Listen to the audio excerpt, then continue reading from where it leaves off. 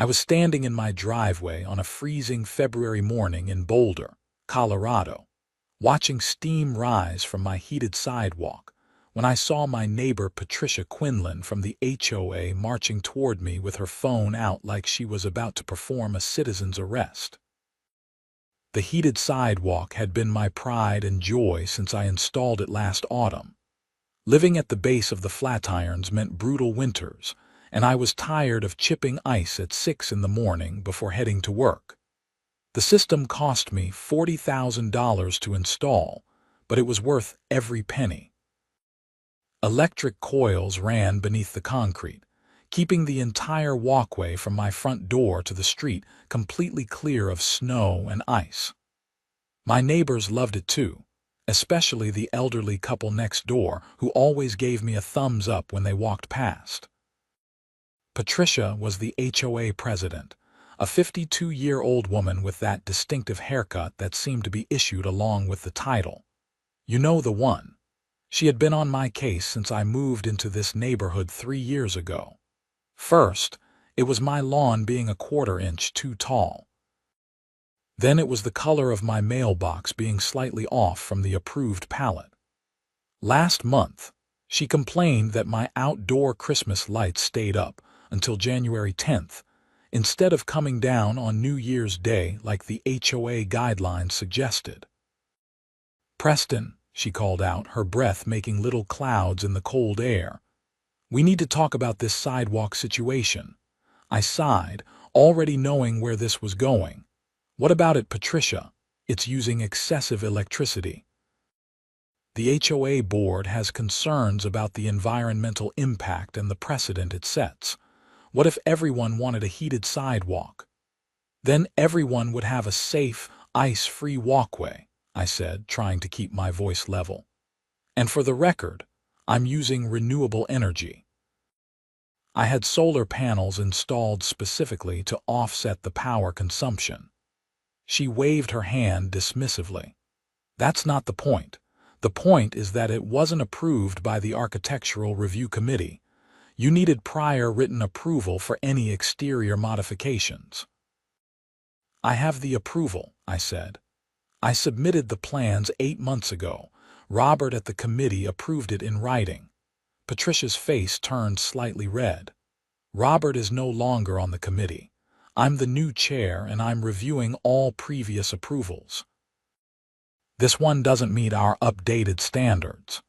This was typical Patricia. She had taken over as HOA president 6 months ago and immediately started reversing decisions and creating new rules.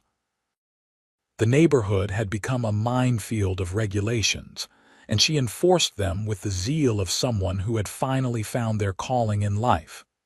"You can't retroactively unapprove something," I said. "That's not how it works." "We'll see about that," she said, turning on her heel and walking back toward her house across the street. I should have known that wouldn't be the end of it. Patricia never let anything go. But I had work to do, so I got in my car and headed to my office in downtown Boulder, where I worked as a software engineer for a tech startup. The next morning, I woke up to find that my heated sidewalk wasn't working. I walked outside in my slippers, immediately regretting it as the cold concrete bit through the thin material. The sidewalk was covered in frost, and when I knelt down to check the control box mounted on the exterior wall of my house, I found it had been unplugged. The plug was designed to fit into a weatherproof outdoor outlet, and it took some effort to disconnect. Someone had deliberately unplugged it. I looked across the street at Patricia's house and saw her Tesla parked in her driveway, plugged into my outlet. My outlet. The one that powered my heated sidewalk. I couldn't believe what I was seeing. I marched across the street, my slippers getting soaked in the snow, and knocked on her door. She opened it a moment later, already dressed in her typical HOA president outfit. Khaki pants and a polo shirt with the Neighborhood Association logo embroidered on it. "Did you unplug my heated sidewalk?" I demanded. Your unauthorized heated sidewalk was using community resources, she said calmly. That outlet is on the property line. It's technically community property. It's on my property, I said. I paid the electrician to install it. It's connected to my electrical panel. You unplugged my equipment and plugged in your car. I'll need to see documentation proving the outlet's location, she said. Until then, I'm treating it as a community amenity. And since you've been monopolizing it for your unnecessary heated sidewalk, I think it's only fair that other residents get to use it. I was speechless. The audacity was breathtaking. Unplug your car right now or I'm calling the police. For what? Using a community outlet? I don't think so. She closed the door in my face. I stood there for a moment, trying to process what had just happened. Then I walked back to my house, found the property survey I had gotten when I bought the place, and confirmed what I already knew.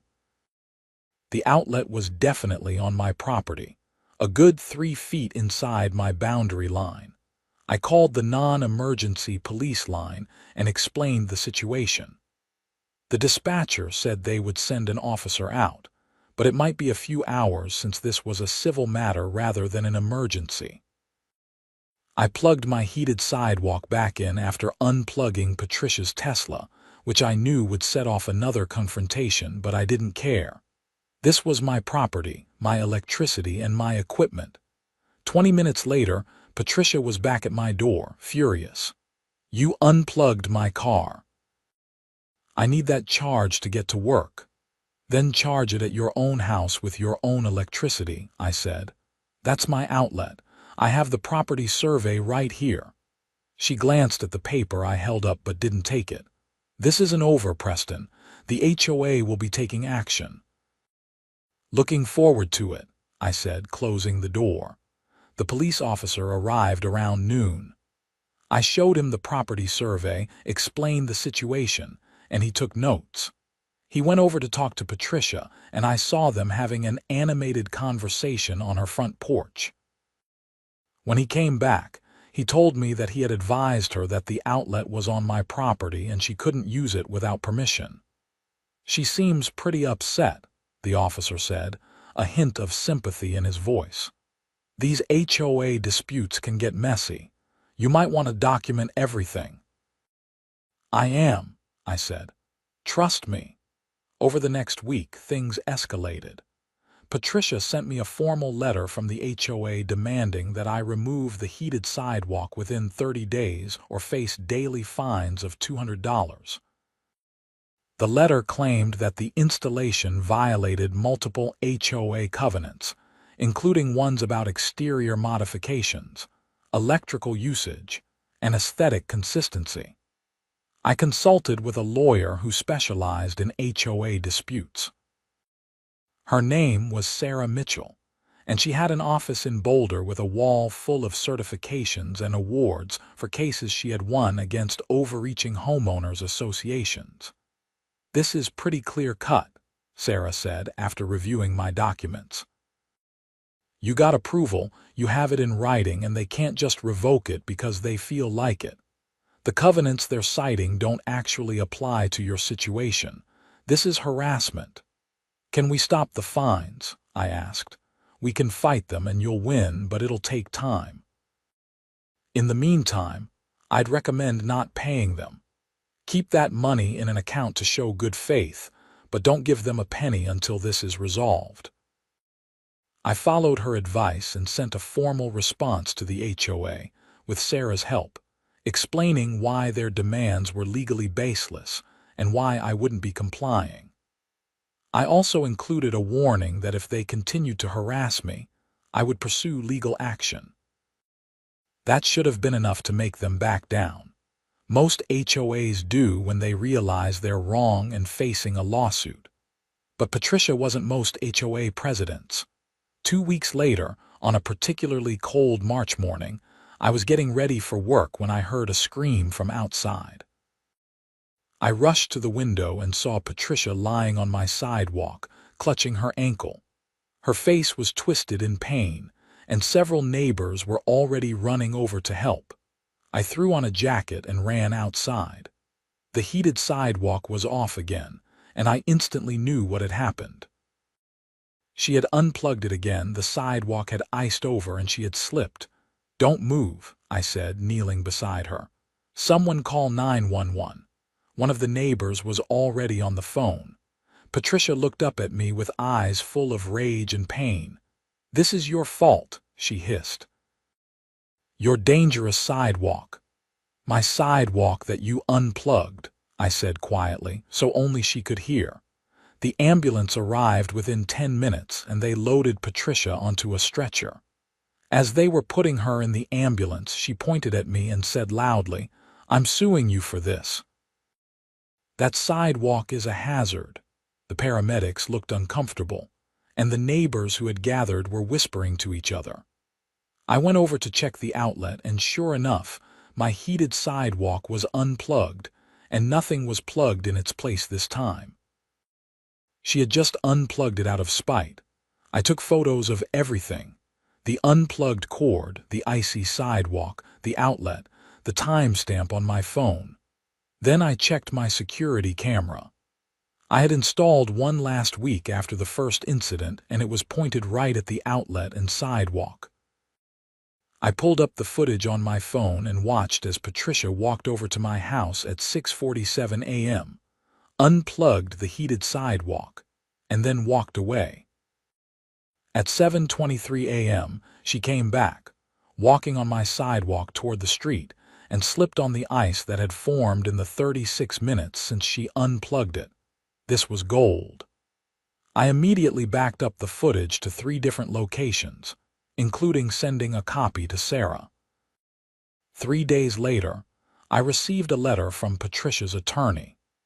She was suing me for negligence, claiming that my heated sidewalk created a hazardous condition because people expected it to be ice-free, and when it wasn't, they were at greater risk of falling.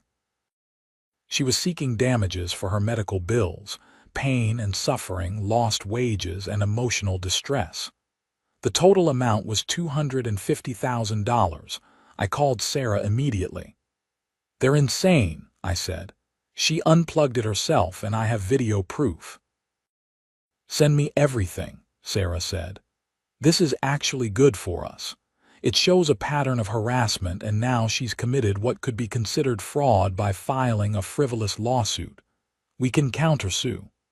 Over the next several weeks, I worked with Sarah to prepare our defense and countersuit.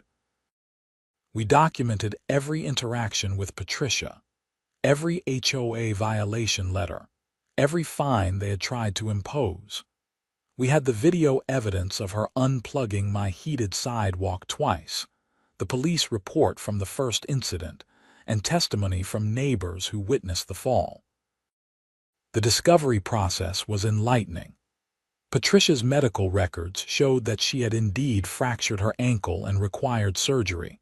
She had been out of work for 6 weeks and claimed ongoing pain. Her attorney was pushing hard for a settlement, but Sarah advised me to stand firm. "She's banking on you being scared of the legal process and just paying to make it go away," Sarah explained. "That's how people like this operate, but you have the evidence. Let's go to trial." The depositions were intense. Patricia's attorney tried to paint me as a reckless homeowner who installed dangerous equipment without proper consideration for public safety. I remained calm and answered every question truthfully. When it was my turn to ask questions during Patricia's deposition, Sarah was ruthless.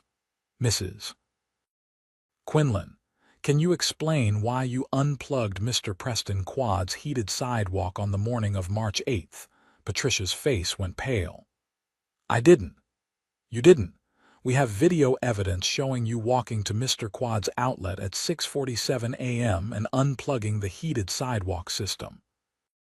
"I was checking to see if it was a community outlet. By unplugging his equipment without permission, I had every right as HOA president to investigate potential covenant violations.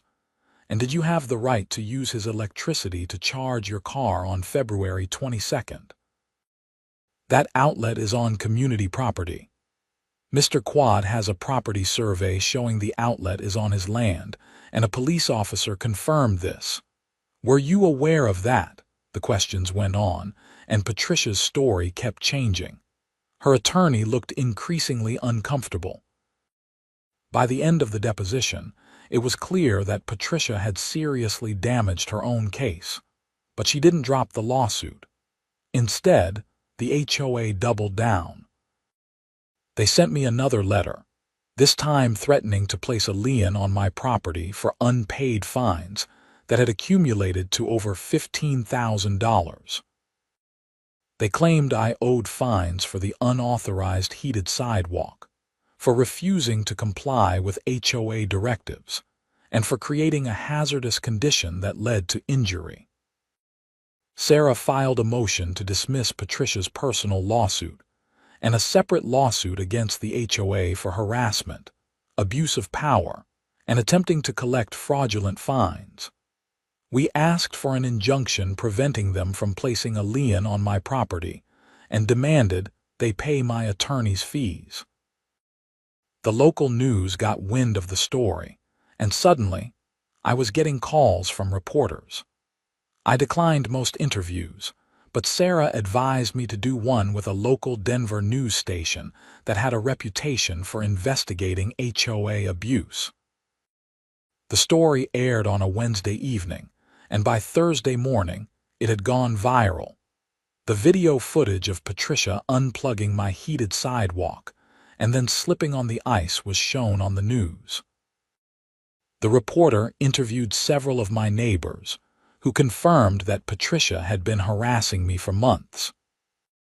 They also interviewed Robert, the former architectural committee member who had approved my heated sidewalk, and he confirmed that the approval was legitimate and that Patricia had been systematically reversing his decisions since taking over. The public response was overwhelmingly in my favor. The HOA started getting angry emails and phone calls. Patricia's employer, a real estate company in Boulder, began facing pressure to fire her because of the negative publicity. Within a week, Patricia resigned from the HOA board, citing stress and health concerns. But the lawsuits were still active. We had a trial date set for June and both sides were preparing. I had to take time off work for meetings with Sarah, for additional depositions, and for trial preparation. The stress was affecting my sleep and my job performance. My boss was understanding, but I could tell that the situation was becoming a problem. In May, Patricia's attorney reached out about a settlement. They offered to drop the lawsuit if I agreed not to pursue my countersuit, and we both agreed to pay our own attorney's fees. Sarah advised me to reject it. "You're going to win," she said. "And when you do, they'll have to pay your fees. Don't let her off the hook now." I trusted Sarah's judgment and rejected the settlement. We went to trial in early June. The courtroom was smaller than I expected, and there were only a few people in the gallery. Some neighbors, a couple of reporters, and Patricia's husband, who looked like he wanted to be anywhere else. Patricia sat at the plaintiff's table with her attorney, wearing a conservative dress and minimal makeup, clearly trying to present herself as a sympathetic victim. The trial lasted 3 days. Patricia's attorney called her to the stand first, and she testified about the fall, her injuries, her pain, and how my heated sidewalk created a false sense of security that led to her accident. She cried at one point, talking about how she couldn't sleep because of the pain and how it had affected her marriage and her career. Then it was Sarah's turn to cross-examine. "Mrs. Quinlan, you testified that you were walking on Mr. Quad's sidewalk on the morning of March 8th. Why were you on his property?" "I was walking to my car. His sidewalk leads to the street." "But your house is directly across the street. You would have no reason to use his sidewalk to get to your car unless you were specifically going to his property. Isn't that correct?" Patricia hesitated. I sometimes walk around the neighborhood in the morning. At 7:23 a.m. on a workday in freezing temperatures, you decided to take a walk that happened to cross Mr. Quad's sidewalk. Yes. And earlier that morning, at 6:47 a.m., you were also on Mr. Quad's property. Do you remember that? I don't recall. Sarah played the video on a screen visible to the jury. It clearly showed Patricia walking to my outlet, bending down and unplugging the heated sidewalk. The timestamp was visible. Does this refresh your memory, Mrs. Quinlan? Patricia's attorney objected, but the judge overruled it. Patricia looked at the screen, her jaw tight. I was checking the outlet. By unplugging Mr. Quad's equipment, I had concerns about electrical safety. Did you have any training or certification that would qualify you to evaluate electrical safety? No. But as HOA president, did you have the authority to enter residents' property and unplug their electrical equipment without permission or notice? I was acting in the community's best interest. The cross-examination continued, and Patricia's credibility crumbled with each question. Sarah established that Patricia had a pattern of harassment toward me, that she had no legitimate reason to be on my property that morning, and that she had directly caused the hazardous condition that led to her fall. When I took the stand, I simply told the truth. I explained the installation process, the approval I had received, the harassment from Patricia, and the morning of the incident. Sarah walked me through the timeline, and I remained calm and factual throughout. The jury deliberated for less than 4 hours. They found in my favor on all counts, determining that Patricia's lawsuit was frivolous and that she had been trespassing on my property when she fell. They awarded me nothing in damages because I hadn't asked for compensatory damages, only dismissal of her claims and attorney's fees. The judge ordered Patricia to pay my attorney's fees, which totaled $48,000. He also issued a written opinion that was scathing in its criticism of Patricia's actions, noting that she had abused her position as HOA president and had filed a lawsuit in bad faith. But we weren't done yet. The following week, we had a hearing on my lawsuit against the HOA. The new HOA board, which had been elected in an emergency meeting after Patricia's resignation, tried to settle immediately. They offered to rescind all fines, pay my attorney's fees, and issue a formal apology. Sarah negotiated a better deal. The HOA would pay $60,000 to cover my attorney's fees for both cases, rescind all fines, formally acknowledge that my heated sidewalk was properly approved and could remain, and agree to revise their covenant enforcement procedures to prevent future abuse.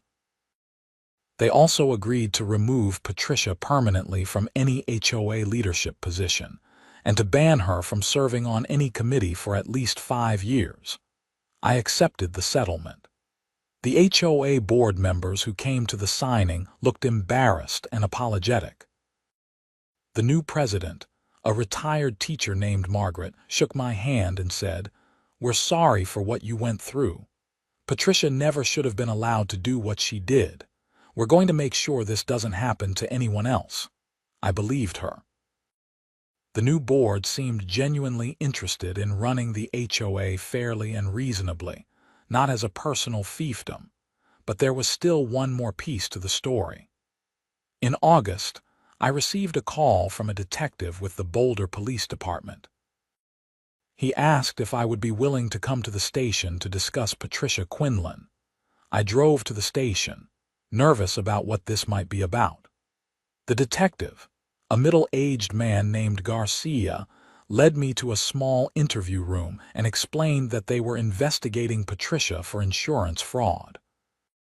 After your case, her insurance company started looking into her claim more closely, Detective Garcia explained. They found inconsistencies in her statements about the fall and her injuries. They also discovered that she had filed similar claims in the past. This might be a pattern. I provided the detective with copies of all my evidence, including the video footage and the trial transcripts. He thanked me and said they would be in touch if they needed anything else. 3 months later, in November, Patricia was arrested and charged with insurance fraud and filing a false police report. It turned out that she had exaggerated her injuries significantly and had been caught on video doing activities that someone with her claimed level of disability shouldn't have been able to do. She had also filed 3 previous injury claims over the past 10 years, all following similar patterns.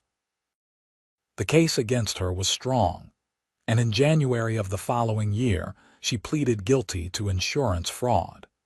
She was sentenced to 2 years probation, ordered to pay restitution to the insurance company, and required to perform 200 hours of community service.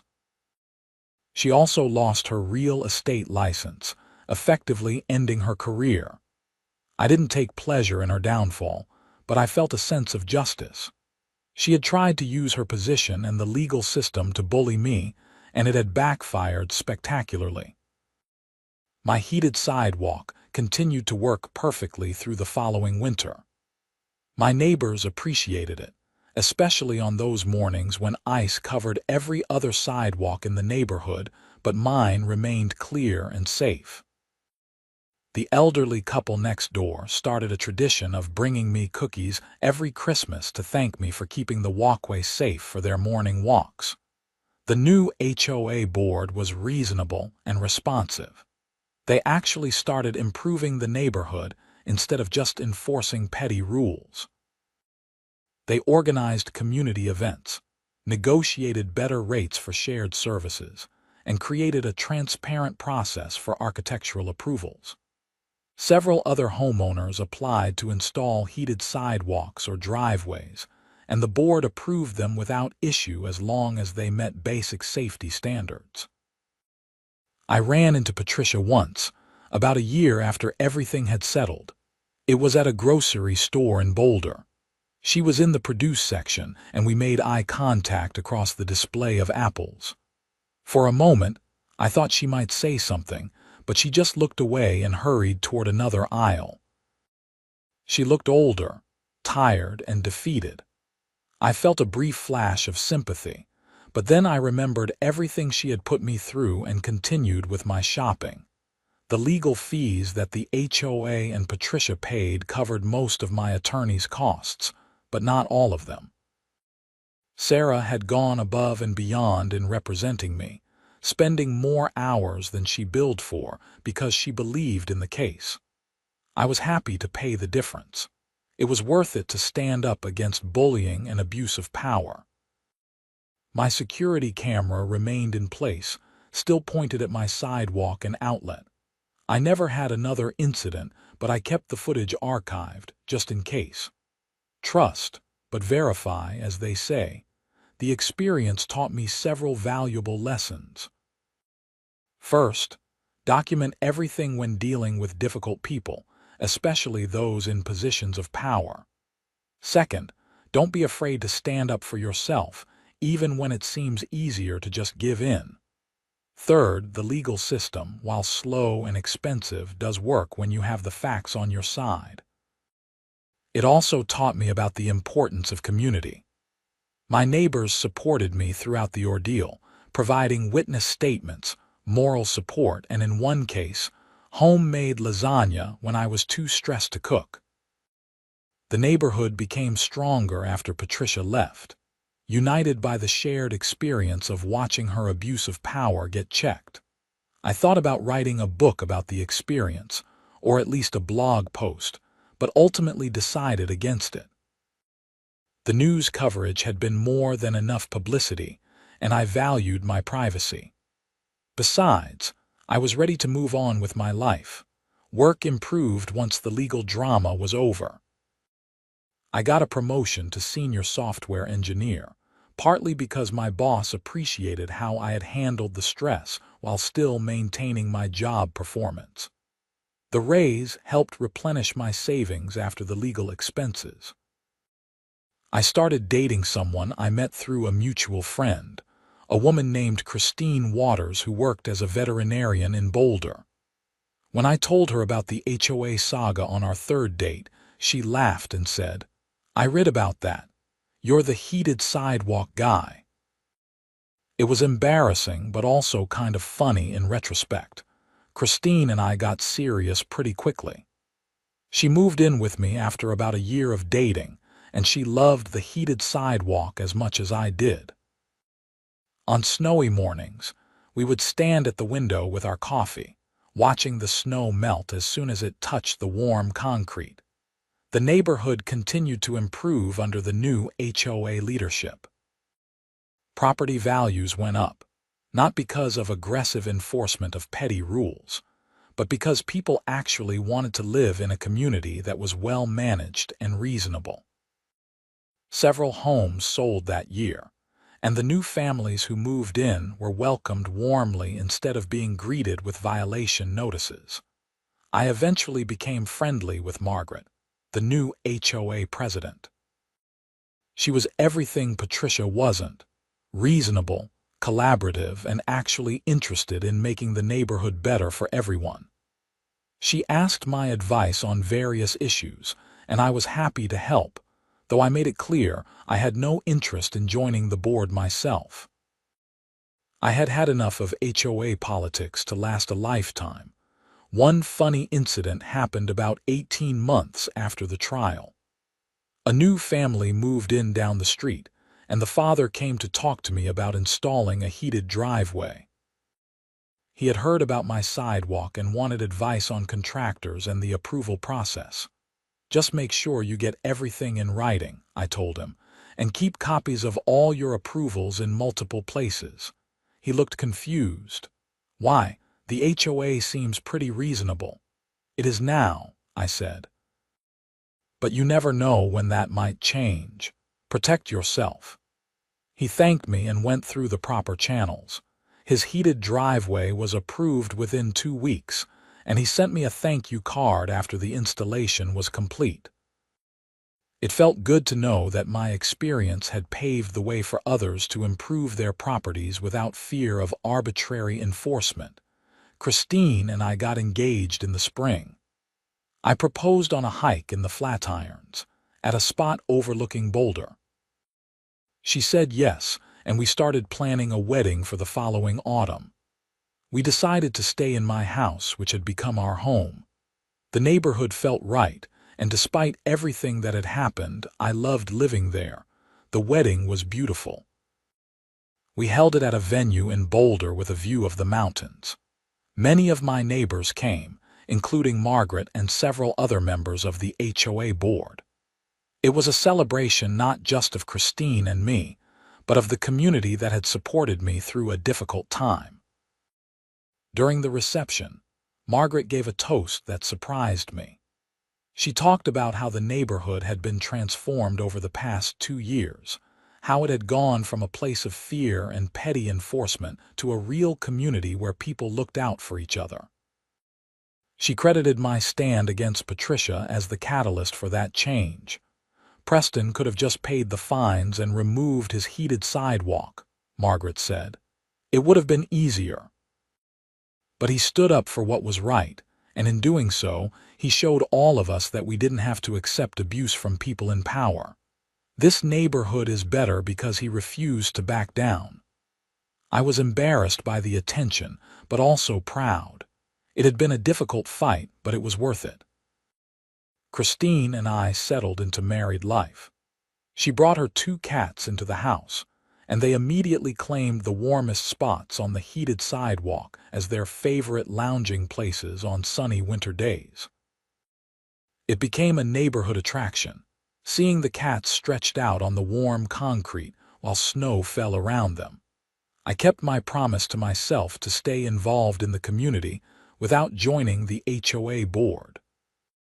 I volunteered for neighborhood cleanup days, helped organize the annual block party, and served as a resource for other homeowners dealing with architectural review applications. I wanted to make sure that the positive changes in the neighborhood culture became permanent. Patricia's name came up occasionally, usually when someone new moved in and asked about the heated sidewalk. The story had become neighborhood legend, but I tried to keep my retellings factual and not vindictive. She had made bad choices and paid the consequences. There was no need to pile on. I heard through the grapevine that Patricia and her husband had divorced, and she had moved to Colorado Springs. Her ex-husband still lived in the neighborhood, and he was actually a nice guy. He apologized to me once for everything that had happened, and I told him it wasn't his fault.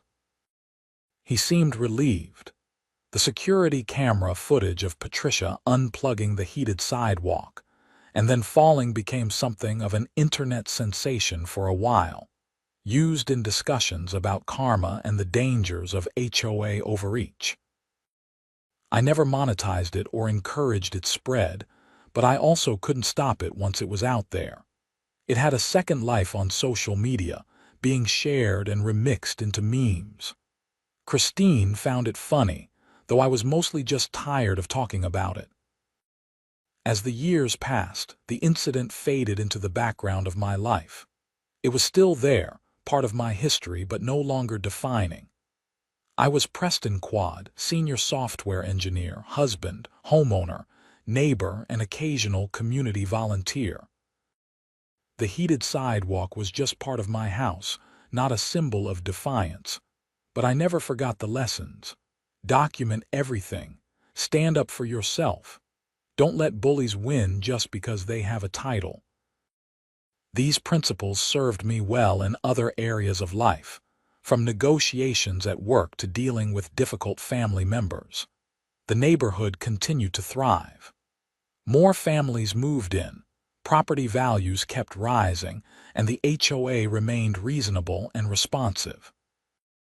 Margaret served as president for 3 years before passing the torch to another responsible community member. The cycle of good governance continued. Christine and I talked about starting a family. The neighborhood seemed like a great place to raise kids, with good schools and friendly neighbors. The heated sidewalk would be a safety feature when we had children learning to walk on icy mornings. Life was good. One morning, about 4 years after the trial, I was having coffee on my front porch when a car pulled up. A woman got out, looking uncertain. She was probably in her early 30s with a worried expression. "Are you Preston Quad?" she asked. "I am," I said, standing up. "I'm sorry to bother you, but I just bought a house in a neighborhood in Louisville, and the HOA is giving me problems. Someone told me you might be able to help, or at least give me advice." I invited her to sit down, and she told me her story. It was depressingly familiar. An HOA president on a power trip, arbitrary enforcement of rules, threats of fines and liens. She was overwhelmed and didn't know what to do.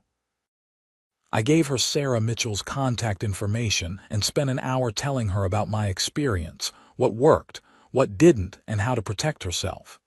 She took notes on her phone and thanked me profusely when she left. "I hope I don't have to go through what you did," she said. "Me too," I said. "But if you do, don't back down. You have rights, and they can't just bully you into submission." She left looking more confident than when she arrived. I felt good about being able to help, about turning my negative experience into something useful for someone else. That afternoon, I got a text from Sarah Mitchell. We had stayed in touch over the years, and she occasionally referred HOA dispute clients to me for moral support and practical advice. The text said, "Just got a call from a woman you talked to this morning. Thanks for the referral. This case sounds like a winner. You ever think about becoming a consultant for HOA disputes? You have good instincts."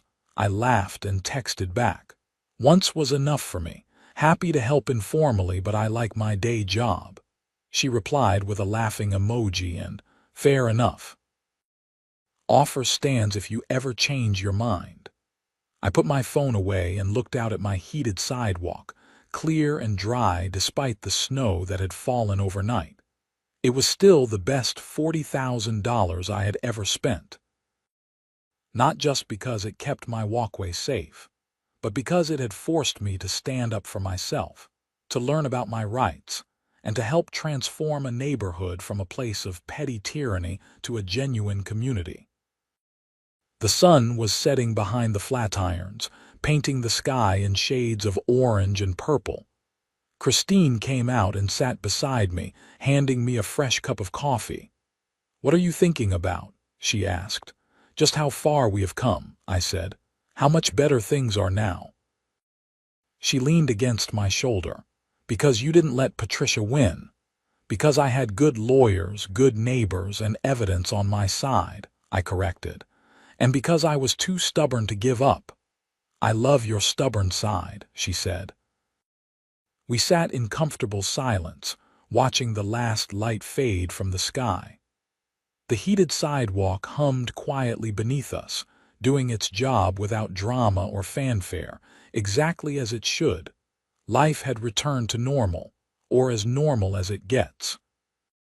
There would be other challenges, other conflicts, other moments when I would have to decide whether to fight or fold. But I knew now that I could fight when necessary, that the system could work, and that standing up for what was right was worth the cost. The neighborhood was quiet that evening, peaceful in the way that only a true community can be.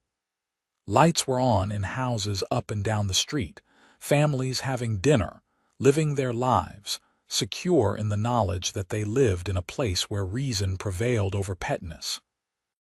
My heated sidewalk continued to melt snow, my house continued to be my home, and life continued to move forward. The HOA drama was behind me, a story to tell at dinner parties, a lesson learned and applied. Patricia was gone, her brief reign of petty tyranny ended, her attempt to bully me resulting in her own downfall. Justice had been served, not through revenge or vindictiveness, but through documentation, legal process, and the simple truth. Sometimes the system works. Sometimes standing up to bullies pays off. Sometimes doing the right thing, even when it is hard and expensive and stressful, leads to a better outcome for everyone. I finished my coffee and stood up, offering Christine my hand. "Come on," I said. "Let's go inside, it's getting cold." She took my hand and stood, and we walked across the heated sidewalk together, warm and safe, heading home,